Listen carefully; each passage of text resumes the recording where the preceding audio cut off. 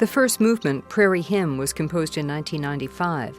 Curial says it's about birth, but he wrote it while recuperating from a near-death experience, a very serious illness.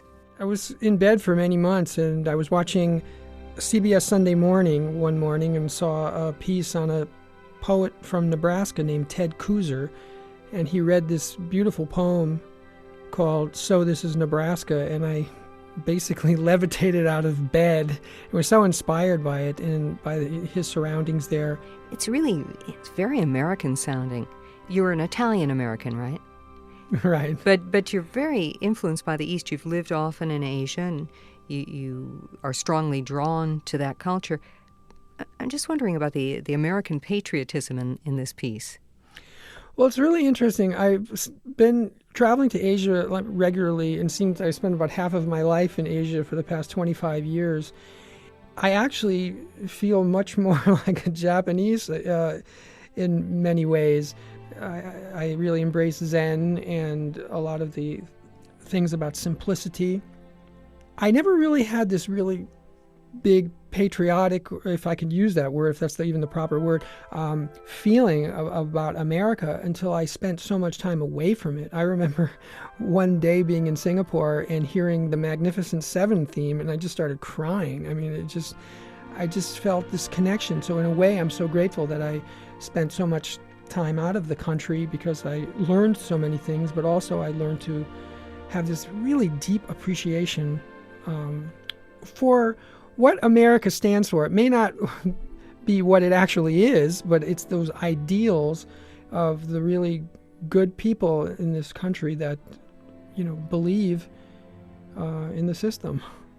I'm struck at your reference to the Magnificent Seven theme that you've written for movies, and your work's been compared to John Williams and also to Copland and Bernstein. Do you welcome that comparison? That American sound that we hear? Well, I don't mind at all. I feel honored. Copland and Bernstein and all of that. I mean, they've become a part of the American psyche anyway, so I don't even own a CD of either. It's not like I've been studying their scores and trying to figure out what they do, but there is this openness, and even when I listen to it, I feel like a listener myself, like I very much at a distance, like not the composer, but as a listener, and I go, wow, that it does evoke a really huge sense of Americana, which makes me feel wonderful.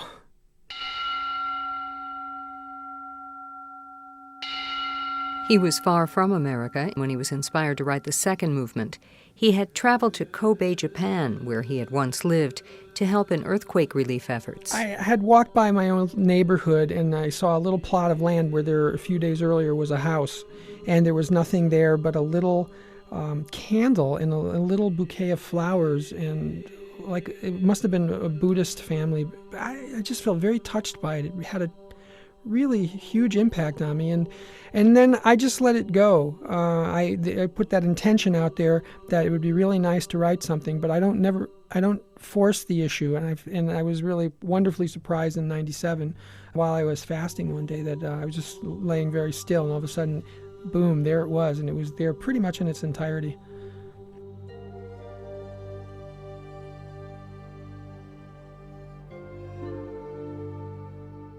It was basically a prayer for peace, a prayer giving a blessing for those who have passed. The original intent of the piece was that there would be different religions represented. There would be somebody from Christianity, some from Buddhism, someone from Judaism, and someone from Islam. And I thought it was a beautiful statement that each one would take their turn in from their own texts and say something about, basically rest in peace. For the CD with the Royal Philharmonic, it didn't decide to do it with all the different religions and did it just with a Japanese Buddhist priest. When I mentioned it to the conductor, she really embraced the idea, which I was really thrilled about, because now I hopefully get to hear the piece as it originally was intended. Let's talk about the final movement of the Music of Life. This, I guess, corresponds to the part of the cycle that you refer to as renewal. It's entitled A Gathering of Atoms. What's the connection between renewal and this sort of scientific topic? Well, I really love physics a lot, and it seems like in the past 10 years or so, or I've been aware of it the past 10 years, how physics and spirituality have kind of converged and in many ways have come to the same conclusions with a little bit of a different kind of a language. I never believed in reincarnation before or anything, but I heard Stephen Hawking talk about that, which really triggered, from a scientific point of view, I go, oh, this is what they must mean by reincarnation. He said, for example, if an astronaut was sucked into a black hole, he used to think that nothing would escape. He says, but the energy escapes. He goes, it's recycled back into the universe. And I go, I understand now. So the gathering of atoms is just like the atoms come together and create something new. Again, didn't intellectualize it, but it just felt so right and so fun. So I just went with it.